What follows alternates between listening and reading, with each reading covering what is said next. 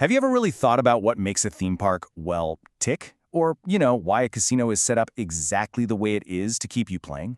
Well, today, we are pulling back that curtain on the whole business of fun. And trust me, what we find might just surprise you. All right, picture this. You've got a free weekend. What's the plan? Are you going to go for that adrenaline rush at a theme park, or maybe the high-stakes thrill of a casino? How about a super relaxing spa day versus, say, a competitive game at the local sports center? They all promise a good time, right? But underneath the surface, their business models are completely, totally different. So let's break it all down. Okay, so let's just dive right in. At the end of the day, all of these businesses are fighting for the same thing: your free time and, yeah, your money. What we're going to do today is crack the code on how they really work. That way, you can make the absolute best choice for your next day off. It all really comes down to intentional design. A theme park and a casino are built so differently, and there's a reason for that. Once you understand their blueprints for fun, it's going to make you a much smarter consumer of entertainment. For sure. So how do we actually do that? Well, we're going to use a really simple but incredibly powerful toolkit. It's a set of 5 key factors that basically define every single one of these businesses. Seriously, think of it like the master key that unlocks the entire world of entertainment. And here they are. First, the type of experience. Then, the level of interaction. After that, we've got the facilities, who their target market is, and finally, the typical length of a visit. This is the framework we're going to use to see how all our contenders stack up against each other. All right, let's kick things off with a real clash of the titans. In one corner, you've got the totally immersive, magical world of theme parks. And in the other corner, the high-stakes, glittering world of casinos. I mean, right away, you can see the difference is baked right into their DNA. Theme parks are all about transporting you to another world, right? It could be a fairy tale castle, a futuristic city, whatever. They're selling you a story. Casinos, though, they have one single laser-like focus, the pure thrill of the gamble. And that huge difference in experience? It directly shapes who they're trying to attract. Theme parks are all about families and tourists. It's a shared experience. But casinos, with those strict age restrictions, are exclusively for adults.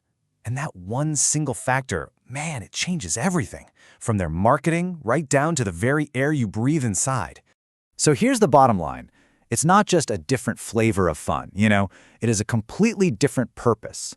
One is all about those shared family thrills, and the other is about individual, adult-oriented risk and reward. Okay, now let's switch gears a bit and look at a different kind of entertainment: storytelling. We've got the modern cinema going up against the classic theater. I mean, they both involve a dark room, a captivated audience, but the experience couldn't be more different. The absolute key difference here is one word: liveness. A cinema offers you a product. It's a pre-recorded film. It's going to be exactly the same every single time you see it. But a theater offers you a live event. It's an experience that's unfolding in real time right in front of you. And that brings us to the magic number: 1. Just 1. Every single live performance is a totally unique, one-of-a-kind experience.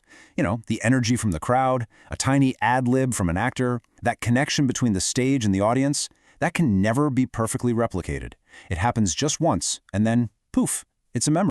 And that is the theater's unique selling point: exclusivity. You are part of a singular event. That's why the tickets cost more, and why it feels like such a special occasion, right? You're not just passively watching a story. You're actually part of this fleeting, beautiful moment of art. All right, for our final matchup, let's look at 2 completely different ways to, well, recharge. We've got the high-energy, get-your-heart-pumping world of the sports center versus the quiet, tranquil sanctuary of the spa. Really, it all boils down to a simple question. Do you want to do something, or do you want to have something done for you? See, sports centers are all about active participation. You're moving, you're sweating, you're getting better at a skill. Spas? They're the total opposite. They're designed for passive relaxation and pure rejuvenation. And this core philosophy, it totally shapes their business models.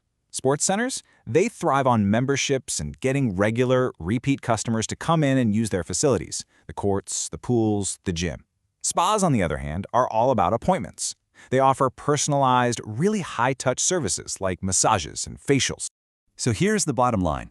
The whole point of a spa is tranquility and wellness. The point of a sports center is physical activity and engagement. Both paths can make you feel great, but they are 2 very, very different journeys.